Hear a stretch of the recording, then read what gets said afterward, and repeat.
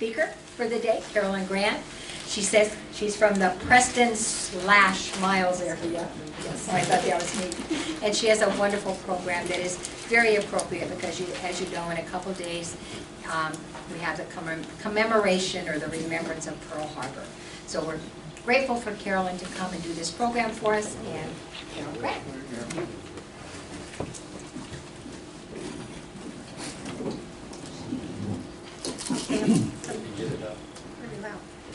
A little bit about myself. I was a Trent Camp from Preston. My parents are Steve and Doris Trent Camp. My father is the commander for the Legion post in Preston. And when he joined the Legion, I joined the auxiliary. And so I happen to be his behind-the-scenes person that does a lot of things. And this project stemmed from that. The Legion was celebrating their 100th year of existence, and so they wanted to throw a party. So I was in charge of doing display boards with pictures. And in one of the books with the old clippings and pictures from the auxiliary was this article, well, a couple articles. One was talk about our Gold Star mother, doula Buddy. And we weren't really doing much for Gold Star mothers at the time. And then I found another article about a family by the name of Joseph and Mary Gerlach, who had 4 children serving in World War I at the same time. 2 of them being female and being nurses, and the other 2 brothers, one was in the Marines, one was in the Navy. And World War II. World War II. So that I didn't know anything about this family, so it kind of started a research project on my behalf, and those that are here have seen me popping in and out on my lunch hour kind of working on this. So this project stems from that. So basically today, I don't know if we have any Gold Star families in the crowd. When I gave this speech originally for Veterans Day at Easton Valley, there were some, and I had them stand. So if there are any Gold Star families in the crowd, first of all, before we get started, I'd like to acknowledge you, and please stand. Please stand up. Okay. Stand up. Yep. Thank you. So let's keep these young ladies in mind as I give this speech. Because the families, as I came to learn, also sacrificed greatly when their loved ones were serving. So I dedicate this presentation today to all the Gold Star families that we have here in our county, actually, too. So I'm going to start with World War I, and that's when the Gold Star family movement kind of started. So I'm going to give you a little bit of history first on how this all started.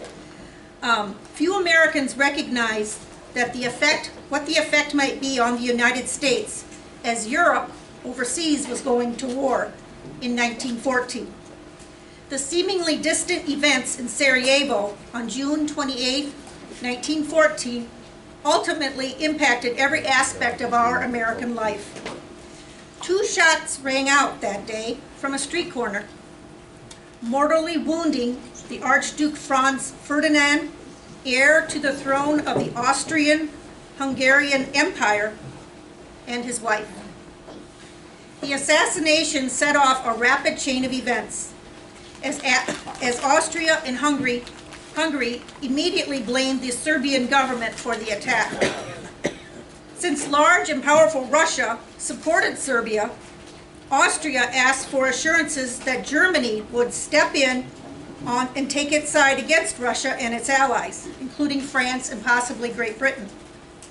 The thought that the assassination of Archduke Ferdinand was an event which would vitally affect the daily life of every citizen in Jackson County would have seemed preposterous had such a prediction been made when that news flashed across the radio. But the world would never forget this memorable day.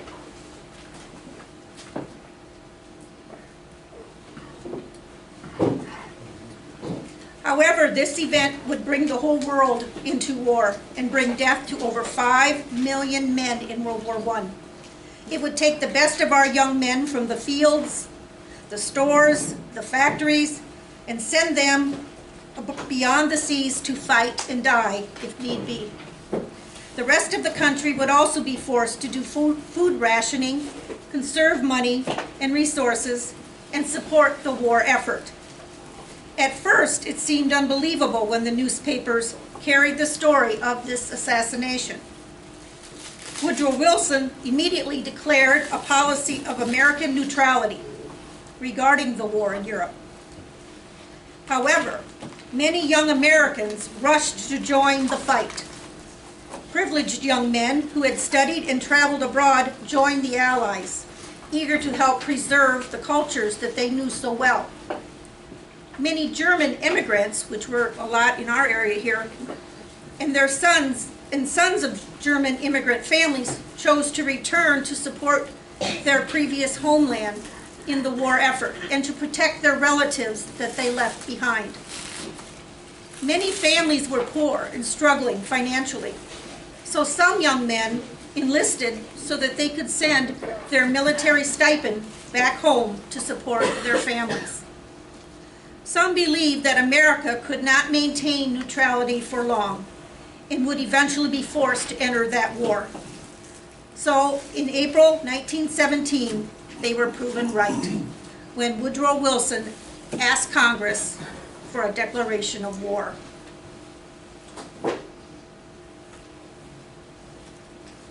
In 1917, R.L. Cuisenaire of Cleveland, Ohio, wanted to publicly acknowledge the pride he felt for his family members who were serving in the United States Armed Forces. A veteran himself, a retired captain of the 5th Ohio Infantry in the Civil War, he designed and patented what he called a service flag. It was constructed of red, white, and blue fabric in a single rectangle, roughly 8 by 14 inches in size. It was made to be displayed in a window, and a blue star was sewn in the white center of the flag for each family member serving in the armed services. If the soldier died, either on the battlefield or subsequently as a result of his injuries received in the line of duty, a gold star was sewn over the blue star. So during World War I, the practice of displaying a service flag was immediately and overwhelmingly embraced by the American public on a national scale. Manufactured versions of the flags and the stars could be purchased at any variety store. In many stores, however, as a sensitive gesture of respect, the flags and the blue stars were displayed with the regular merchandise, but the gold stars were often kept in a drawer, out of sight, and available only upon request. Or some mothers themselves even sewed their own gold star and flag in to show their pride for the war effort. So with the advent of the service flag and its gold stars to signify the greatest sacrifice a parent could make, a new term began to enter the American vocabulary: Gold Star Mother, to honor a mother who had lost a child in our nation's wartime service.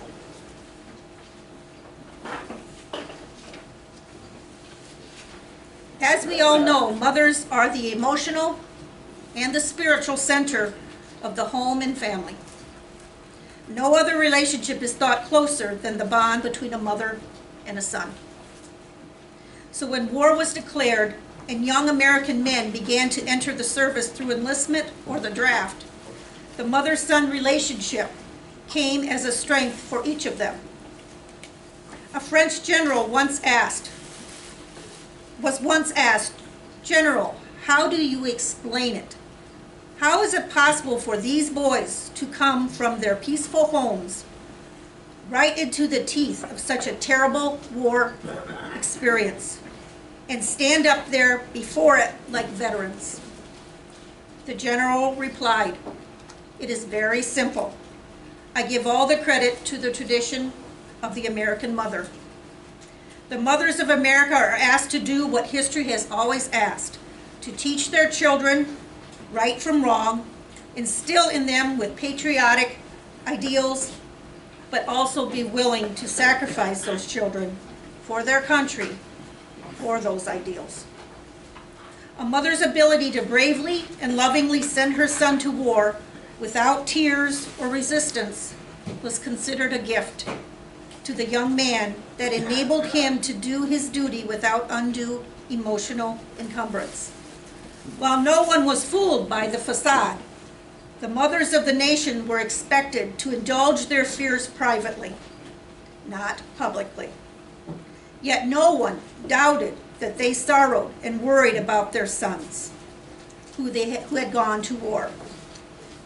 But this worry was not one-sided. The soldiers concerned for their mother, should they be killed, also weighed heavily on their mind. In addition to sending her son or sons off to war, keeping the family farm going, planting a garden, caring for the family at home, scrimping and saving to free up money to pay bills, working outside the home, in many cases to release a male worker for military service, or even volunteering in hospitals. The mothers of America were also morale managers for both those at home and overseas. The soldiers cherished the memories of those mothers who reacted to the news of their son's enlistment with an encouragement rather than tears. The mothers' effort to keep up their son's morale didn't end when they waved goodbye at that train station. These mothers were usually the main correspondents with their sons, and most tried to send only good news in their letters, rather than to burden their son or daughter with the difficulties and the sadness of things going on at home.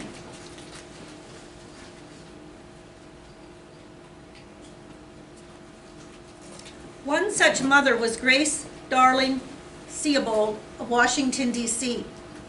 Her father was a former general and chief of staff to General George Custer during the Civil War, and she was married and the mother of 3 children. Prior to the United States entering World War I in 1917, Grace's oldest son, George, 23, was preparing for military service, and he had attended officers' training camp and at the conclusion received his commission as a lieutenant at the age of 22. He requested assignment in aviation. He was then sent to Canada to learn how to fly British planes, since the United States had neither an air force nor any planes. He would later be promoted to first lieutenant and become an instructor of cadets. He was assigned to the British Royal Corps with the 148th Pursuit Squadron. With his squadron, he left for combat duty in France in early 1918. So to keep busy, his mother began to do community service by visiting returning servicemen in the hospitals. George corresponded with his family regularly up until August.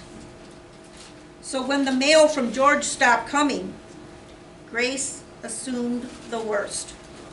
So she wrote to the Army for assistance in finding her son.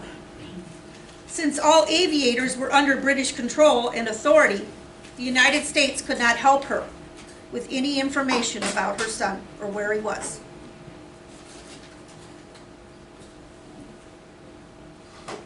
Grace continued to visit hospitalized veterans in the Washington, D.C. area, clinging to the hope that her son might have been injured and returned to the United States without any identification on him. She also found other mothers doing the same thing in hopes of finding their sons.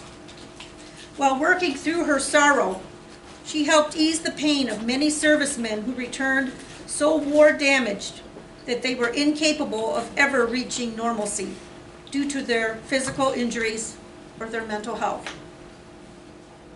An armistice celebration celebrating the end of World War I was planned for November 11, 1918. But Grace still had no word as to the whereabouts of where her son was. It had been 4 months with no word. Then on Christmas Eve, George's wife in Chicago receives a knock at the door by a postman. He gives her a small package marked "Effects of Deceased Officer First Lieutenant George von Seabold." That includes one of George's rings. But no details were included. Grace continued to reach out to the War Department, but they were no help. It wasn't until several months later that a fellow soldier and school friend of George confirmed that he had saw a report that showed George was listed as missing in action. Then a short time later, the War Department finally sent official notice to the family that George was killed in heavy aerial fighting over France on August 26, 1918. A British lieutenant later told the family that he witnessed the battle and saw George's plane get hit and crash. And he ran to rescue George, but at the time he was unknown to him. But he was already dead. So amidst heavy gunfire, he quickly worked to search for any identification or anything on him, and he found a ring and sent it with the American pilot in the 148th Squadron. The plane then exploded. George's remains could not be identified, and his remains were buried in a cemetery in France, and the tomb was marked unknown.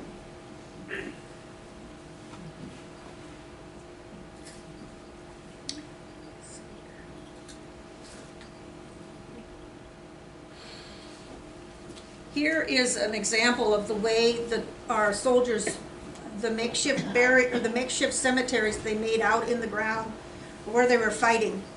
Those helmets were turned upside down and used to scoop dirt. So they scooped out, basically a trough, and laid the body in there, covered it up. I think there was some kind of identification in that hat, and laid on top. These were temporary burial sites for our soldiers, and the soldiers had to move on. So this is what it looked, what it looked like.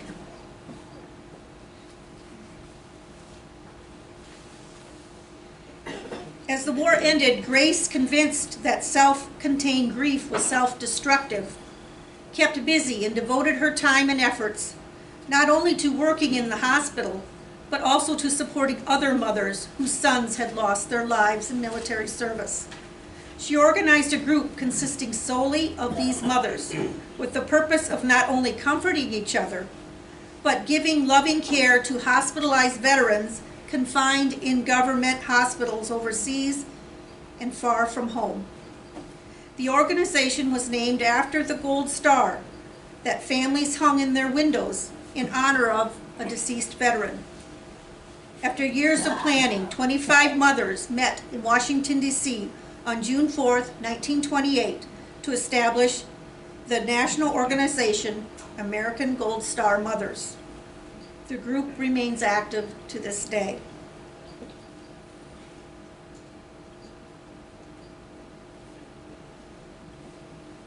Here's a group of mothers that are Gold Star mothers that their sons died in the last war, Operation Iraqi Freedom, or Enduring Freedom. So still meeting, and they are a comfort to each other. And it also gives them a new vision. Many Gold Star mothers also joined their local Legion auxiliaries. These broken-hearted yet courageous women wondered whether our country would remember their sons. As they struggled to make sense of their devastating loss, they kept their faith. A whisper of hope and a new purpose entered their lives as they forged ahead to honor the sacrifices of their sons and all who have served their country. However, some mothers chose privacy to honor their son's memory because it was simply just too hard to talk about, and we respect that as well.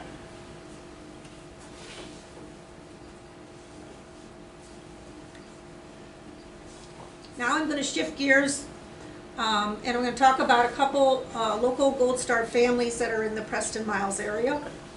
Some of them have connections out to Bellevue and different areas.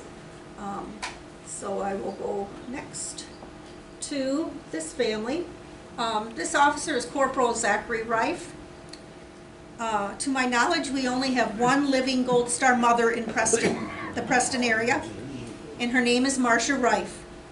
She is the mother of Corporal Zachary C. Reif, 22 of Preston, who died in a hospital in Germany as a result of injuries sustained November 18, 2011 in Afghanistan in Operation Enduring Freedom. Zach was born June 24, 1989, the son of Matt and Marcia Hammond Reif. As a youth, he loved to play soccer. He played Little League baseball and basketball. He was a 2007 graduate of Preston High School, where he played the drums and band and was a member of the wrestling team. Zach was also an avid deer and duck hunter, and he also liked fishing and trapping. He enjoyed hanging out with his friends. Zach enlisted in the U.S. Marine Corps December of 2008. He quickly adapted to the Marines and rapidly earned rank and the respect of the officers and his fellow Marines. On his first tour of duty into Afghanistan in 2010, he served in the 3rd Battalion, 7th Marine Regiment, 1st Marine Division, Weapons Platoon. While leading a mounted patrol in July, he was injured by an improvised explosive device, an IED, and received a traumatic brain injury, shoulder dislocation, and hearing loss. He spent the next 3 months recovering in various hospitals. So by October, he was set. He was going to re-enlist again. So he re-enlisted and returned to the base to begin training for deployment again, and a reunion with his regiment back in Afghanistan. Despite the serious injuries he sustained on the front lines, he felt that his mission as a Marine had not been completed. Zach rejoined his unit and was promoted to sergeant. The next day, he was mortally wounded in a roadside bombing. Zach was on combat patrol in Afghanistan when a fellow Marine, Josh Chachi Corral, stepped on a hidden IUD. Chachi was killed immediately, but the blast also severely wounded Zach. He was airlifted to a field hospital and then transferred to a military hospital in Germany. The nurse aboard the evacuation plane later wrote, "Zach's courage and battle to stay alive to see his parents in Germany would forever be with her and the members of that airlift team." His parents hurried, and Marcia and Matt made it to Germany to see Zach. Zach made it his final mission to say goodbye to his parents. Then he died shortly afterwards.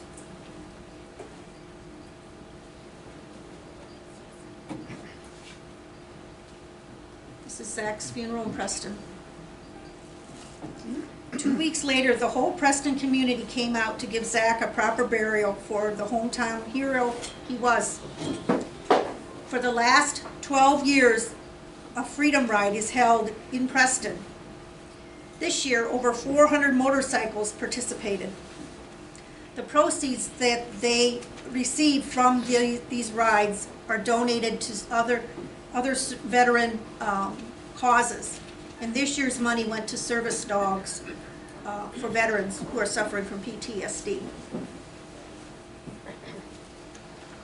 This is Zach and his family here.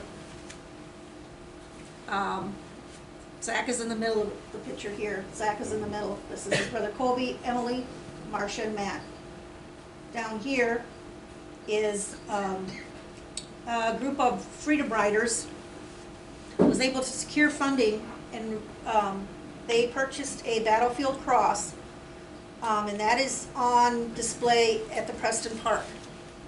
So when they have a freedom ride, they meet at this cross before they start, and they have a service, and then they take off.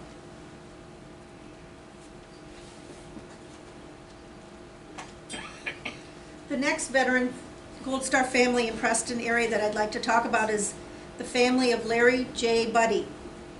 Larry was the son of the late Dula and Eldon Buddy.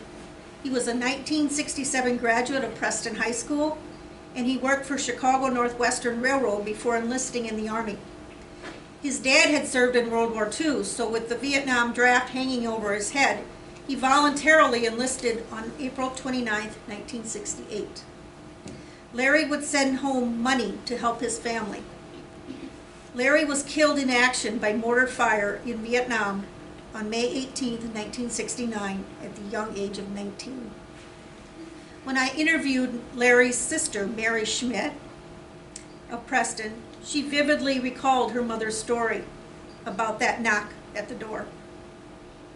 Her son, United States Marine Corps Sergeant Lynn Buddy, was home, and he answered that door. And seeing two servicemen there to tell her of her son Larry's death. Mary was very close in age to her brother Larry, and they wrote to each other very often. They then went up to the school to find Mary. She was in the typing room typing a letter to Larry at that time. It was also her high school graduation weekend. Those who lived in Preston will never forget the funeral. Larry's brother Daryl died in a car accident just days before Larry's body returned to the States. So a double funeral was held, and their mother, a widow, came to church with her 6 surviving children to witness the burial of 2 of her sons. At a separate memorial service, Gold Star mother Dula Buddy received numerous awards awarded posthumously to her son, including a Purple Heart and 2 Bronze Stars for rescuing his injured comrades while under attack, and several service medals and citations in front of many family, relatives, and friends who were there. Larry's twin brother, Terry, who had just been drafted and attending training in Fort Polk, Louisiana, was able to attend in addition to his older brother, Lynn Buddy, who had served 4 years in the Marines, including 13 months in Vietnam.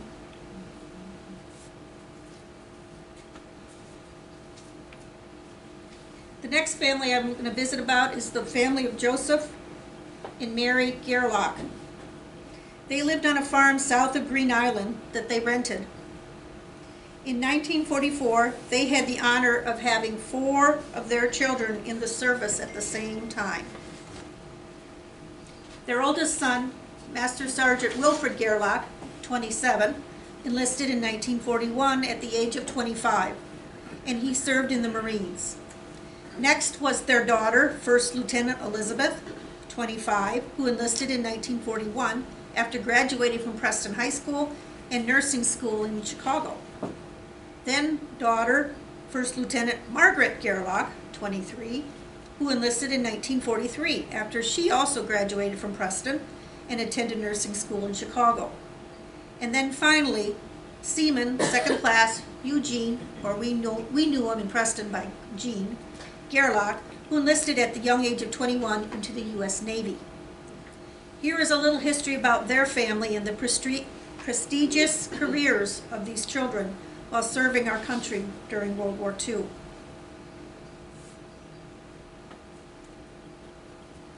Mary Wagner from Bellevue and Joseph Gerlach from Bellevue were married June 3, 1913 in Bellevue.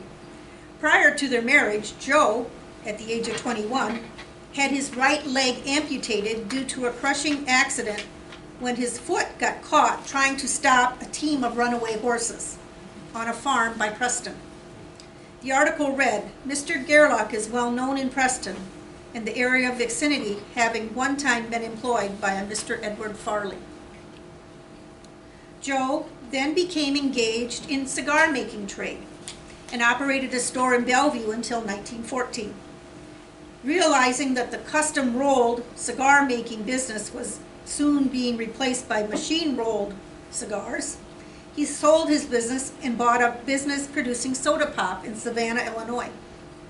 They lived in Savannah for 6 years. By now, they added 4 young children, Helen, Wilfred, Elizabeth, and Margaret, to their family. Savannah was a railroad town with lots of coal dust and smoke, and it was evident that Mary was developing asthma, the mother. So they moved to Charlotte in 1921, where their dad purchased a pool hall and also sold soft drinks and ice cream.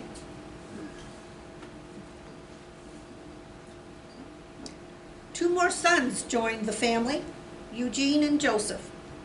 The oldest children started school in Charlotte, but as most young families did at that time, Joe and Mary moved around a lot because most farm leases only lasted 2 years. And then the families would load up their possessions in wagons and drive the animals down the road to the next farm. In 1927, they rented a farm in Charlotte, then moved to a farm near Sugar Creek, then Welton, and then from 1932 to 1936, they lived in a big stone house west of Preston on Valley Road.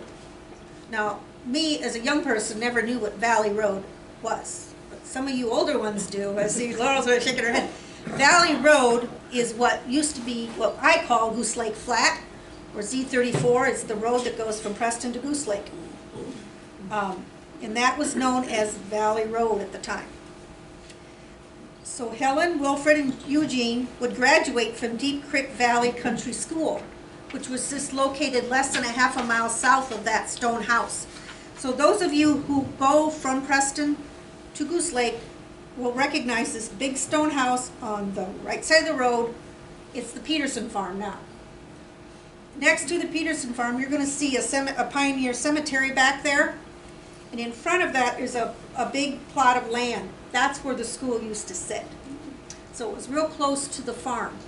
So the kids only had to walk half a mile to school. So the children, all four of the children, let me back up. Helen, Wilfred, graduated with their 8th grade education from that country school because they were needed on the farm. They were also employed by other farmers in the area. Helen would get a job as a switchboard operator with the Preston Telephone Company. After morning chores, Elizabeth and Margaret would walk 2.5 miles to Preston every day to attend high school. When that lease was up, the family moved a final time to a farm they rented south of Green Island near Reeseville. Father Joe Gerlach rented a room in Preston from Mildred and Carl Asmussen for Margaret and Elizabeth to stay during the week so that they did not have to walk from Green Island to Preston to go to school. So in exchange, the daughters, they cleaned and babysat for the Asmussens' 3 young children who were all under the age of 5.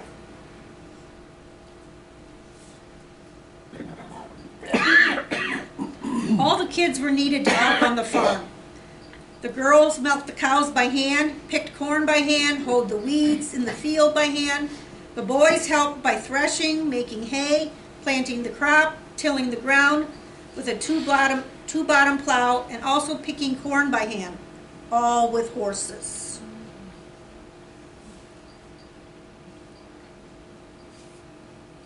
All the children learned a strong work ethic. In Margaret's autobiography, she shared, "Our introduction to farm chores started once we moved to the farm. Everyone had assigned tasks. Milking cows by hand at age 7 was my start. Only 1 cow at first until the muscles in my hands developed. Helen and Wilfred were introduced to field work at age 12, planting, cultivating, and picking corn by hand and using horses. Margaret raised her own chickens and used that money to pay for her nurse's training. We traded in Preston. Cream and egg money was used to pay for groceries. Their friends from town would love to come out to the farm and hang out. They also liked to go to movies in Preston and dances at Melody Park when the work was all done. Margaret also shared, Helen and Wilfred were great dancers, and they danced all night. And it was not uncommon to see Wilfred's team of horses tied up while he took a nap under the tree after a night of dancing instead of working.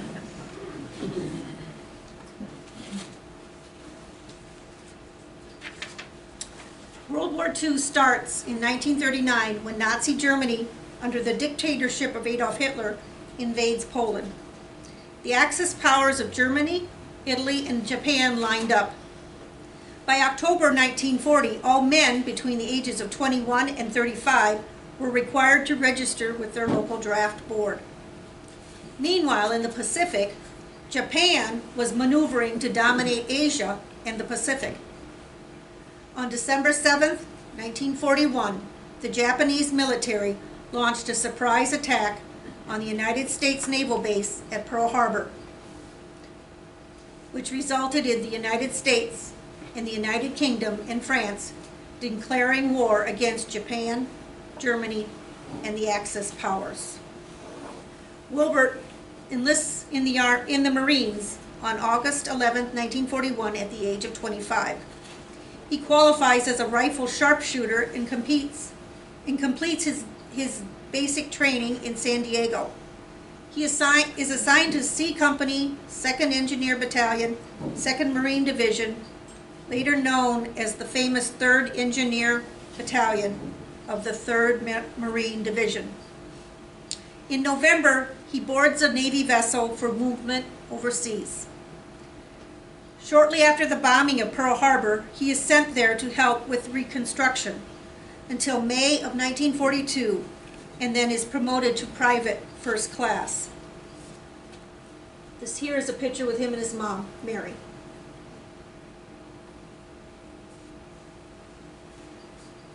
In addition to writing his mom and family, Wilfred also had a best friend from Preston that was serving in World War II. They knew each other since they were kids. His best friend was Merle J. or Bud Farley.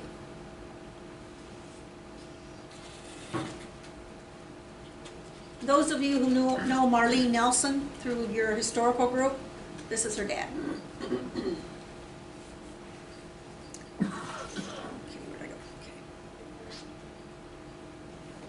Farley was a decorated hero and a member of the American Air Force B-17 Flying Fortress crew, flying over 50 missions over Europe, including bombing oil fields in Germany and Romania and taking on enemy fire.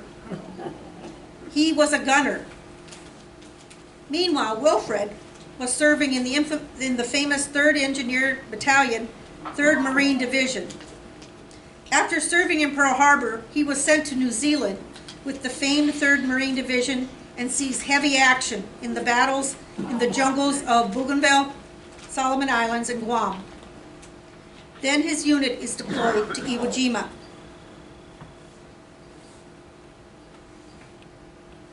This is what it looked like on those islands. This is if you can see it, it's a tank, and then the soldiers are out with their guns. Here's another one. You have to look very closely, but the Marines are hiding in the high brush cover. You can see their hats kind of down that middle valley. This is what it was like for them fighting on these islands. On the volcanic islands of Iwo Jima in southern Japan, Marines landed at Yellow Beach on February 22nd, 1945. This included Wilfred's group. They discovered that the Japanese had burned all the vegetation. The beaches, made of volcanic ash instead of sand, hampered their ability to dig foxholes to take cover, or even to move their equipment, and made them sitting ducks for the Japanese troops firing from the trenches and the bunkers on the higher ground.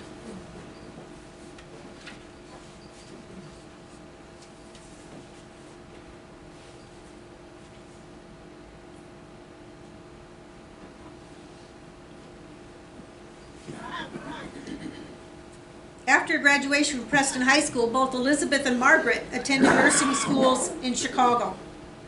Elizabeth enrolled in 1941 and Margaret in 1943.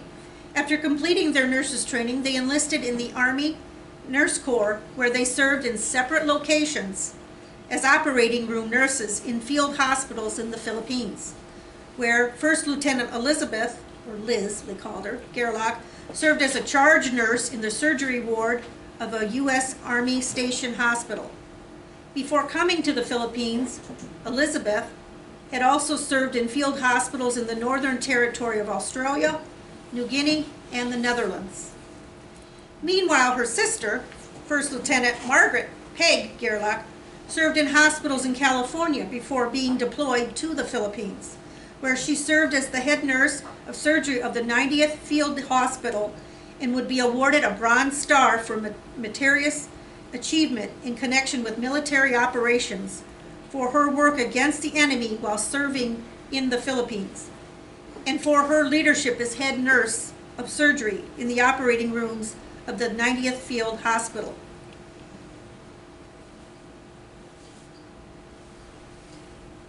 In her autobiography, Margaret states, "Without previous experience in combat, our unit opened and operated a hospital in tents in an area subject to continued enemy infiltration and almost totally isolated from our supply bases.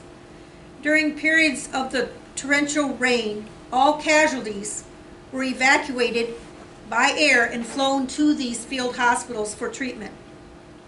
Margaret would serve 3 years in the Nurse Corps. At the end of the war, she would retire and go back to school. Some of their tents that they were living in, you see the laundry hanging there on the one clothesline. There's the nurses in their capes. And I like this other picture of these two nurses. I hope you can see it. They have just genuine smiles on their face that they enjoyed each other's company. And I think, because I work in an office, it's a basket in front of them with a whole bunch of, looks like ledgers, probably charts for their patients. So it's probably their workstation.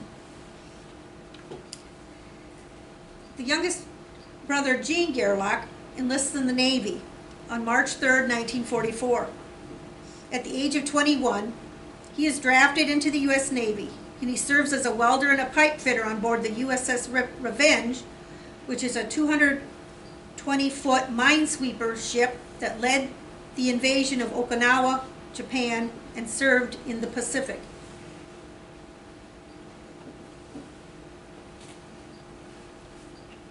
The Revenge led the Victory V formation of sweepers along with her sister ships, the Tumult and Token, to clear the way into Tokyo Bay for the cruiser San Diego and its Third Fleet under Admiral Halsey. 9 days prior to that, they raced into a nest of mines to rescue the crewmen of the Skylark, who were blasted by a mine underwater. And off a lake, they swept 9 mine lines in the Pacific that the guerrillas had charted and hidden. But it was off Okinawa on April 9th that a Japanese suicide boat raced through the night to catch up to their minesweepers and got within 25 feet of them before someone recognized that it was the enemy and somebody yelled, "Enemy!" Everybody on the Revenge hurried to get to their guns and return fire and sank the ship, saving many lives.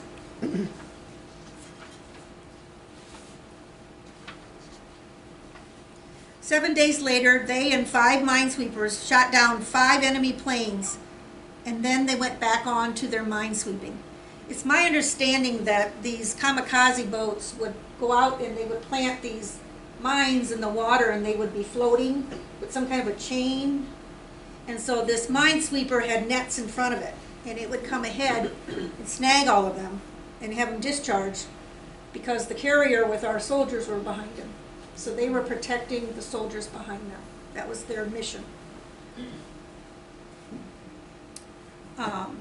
They operated in the China Sea until they led the procession into Tokyo Bay.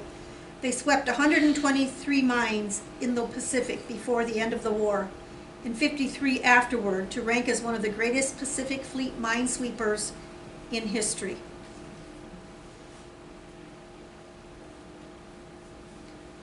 Shortly after February 21st, 1945, officers from the U.S. Marine Corps show up at the farm. Young Joe, who was still home, opens the door and asks, "Which one?" They replied, "Your brother Wilfred has been wounded in action during the D-Day landings at the Yellow Beach on Iwo Jima Island in southern Japan. He was evacuated via the USS Samaritan to a hospital in Saipan, where he died on February 27, 1945, 6 days later. He was 28. They would later find out that he was fatally wounded by a sniper in enemy fire and died from abdominal injuries. Wilfred was awarded the Purple Heart and several medals posthumously for his service to his fellow soldiers and his country. He was laid to rest in the 2nd Marine Division Cemetery in Saipan Island, temporarily. His mother quickly wrote letters to Elizabeth, Margaret, and Eugene, who were still serving in the military, to let them know. She told them that, quote, "Wilfred has gone to join the Marines in heaven." And she ended her letter by saying, "Now don't worry too much about us at home. You know we were never a very weak family. Please pray for Wilfred, and may God rest his soul. Love, Ma." A special memorial service was held in Preston on April 27, 1945, for Wilfred. The Catholic Church was packed. His siblings, families, and friends were all there. The Preston Legion presented colors to the family. In 1949, Wilfred's remains were eventually moved to a permanent burial site in the National Memorial Cemetery of the Pacific, informally known as the Punch Bowl Cemetery, which is a national cemetery located in Honolulu, Hawaii. It is home for approximately 53,000 World War II, Korean War, and Vietnam veterans and their dependents. The stone that you see here is the stone that's at Hawaii. And when I did research on Wilfred, I soon learned that the military spelled his name wrong. His correct name is Wilfred, but everything in the military has him as Wilfred, as down here in the stone. So there's a confusion between how his name is spelled, and I actually had a document, I don't remember which one it is, it's his enlistment or something, and somebody drew a line through Wilfred, Wilfred, and wrote Wilfred, and so they're the ones that caused the confusion. So, yeah, anyway, but you find that in records a lot of times. World War II ended September 2nd, 1945. Sisters, Lieutenant Elizabeth and Lieutenant Margaret Pegg, were honorably discharged on January 27th, 1946. Seaman Fitter, 3rd class Eugene Gerlach, was honorably discharged from the Navy on May 1st, 1946. After the war was done and all the local soldiers were back home, Wilfred's mother, Mary, hosted a special meal for her family and the close friends of Wilfred, including his best friend, Merle Bud Farley, who was Wilfred's best friend and a member of the Air Force. And I have a binder of letters that the family exchanged during this time, and one of the letters of Wilfred was asking about how Bud was doing. So they tried to keep in contact because they were best friends, and just young boys, really. So, an empty chair was set at the table that night. On the left of it sat Wilfred's brother Gene, and on the other side of that empty chair was his best friend Bud. Prayers were said, many tears were shed, and after dinner they reminisced about Wilfred's life, his family and friends in Jackson County. It was a very poignant afternoon for a fallen hero from Jackson County.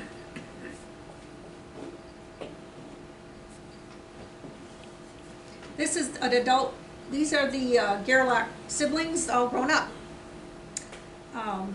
In this picture, on the far left, is the youngest son, Joe Gerlach. He settled in Miles, married, and ended up buying the family farm near Green Island and farming his entire life. He also enjoyed helping out at the nearby Schleck hatchery in Miles. After her honorable discharge from the Army, Elizabeth, or Liz Gerlach, went back to school to earn her degree in nursing and worked as a private duty nurse. She later worked for the Chicago Board of Education, implementing school nurses into the area schools, which was a new concept at the time. She married Carol Bondi, and they settled in the Chicago area, but later moved to Savannah, Illinois. After her honorable discharge, her sister, Margaret Peg Gerlach, in the middle, attended Loyola University in Chicago, where she earned a degree in public health in nursing. She served as the head nurse at the Jackson County Public Hospital here in Maquoketa, in various nursing roles, including working for blood banks. She married Neil Black from Preston, and they settled in Jackson County, but later moved to Minnesota, and she served as a school nurse in Eagan, Minnesota. Younger sister Helen Gerlach never married. She worked as a switchboard operator for the Preston Telephone Company and later opened up a grocery store in Preston. And finally, after his honorable discharge in 1946, Gene, this side here, married and settled in Preston.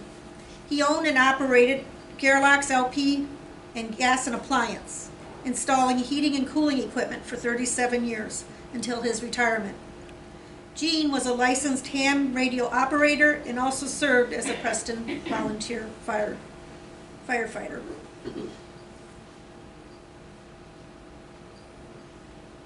This is Gene's. Gene is sitting there in the brown, and his wife Eleanor. Most of my information that I got to do this talk about, particularly the Gerlach family, came from Sue, the youngest daughter over here. Sue is married to Zymet, not me, blank. Tim Zymet, his friends. Tim Zymet, they live over by Spragueville. And I was hitting a lot of roadblocks when I was trying to research Wilfred, because these deaths happened 80 years ago.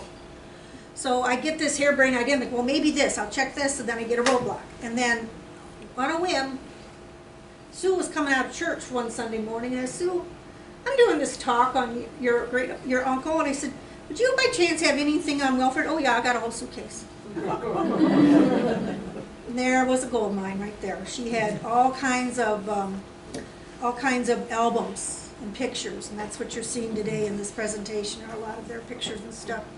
And it helped me put a lot of pieces together. So I was very thankful for Sue's help with this talk. And we cannot forget Wilfred. Shortly after his death, Wilfred was honored by his fellow Marines.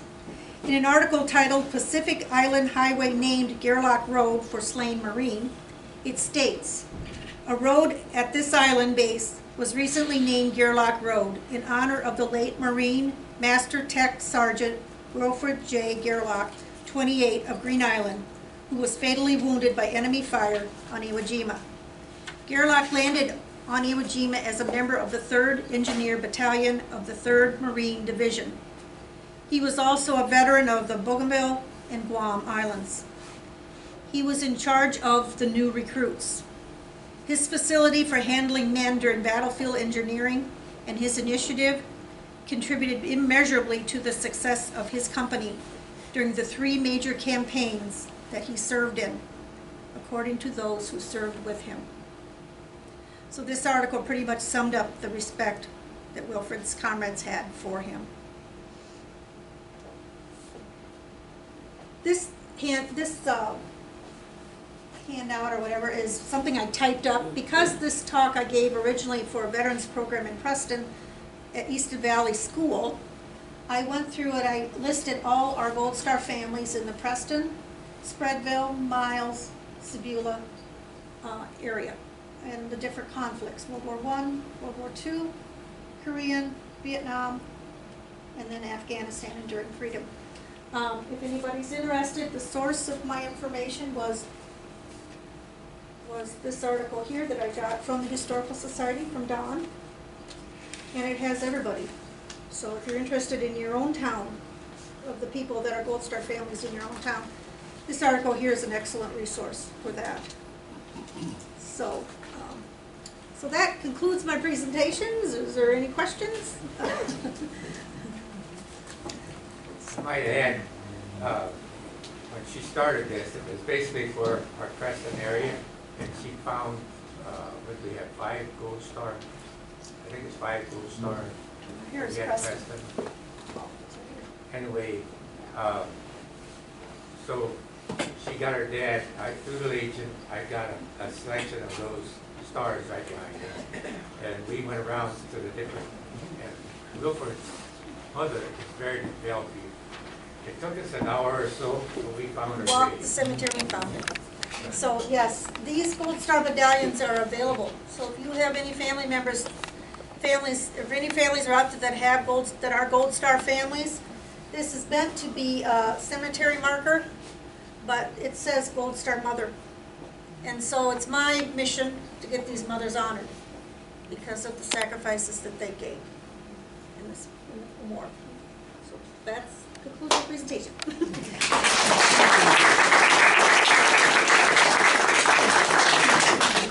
Thank you. You're welcome. That was awesome. Such a wonderful thing to have all of this information preserved for us. It's a wonderful thing. So thank you, Chris.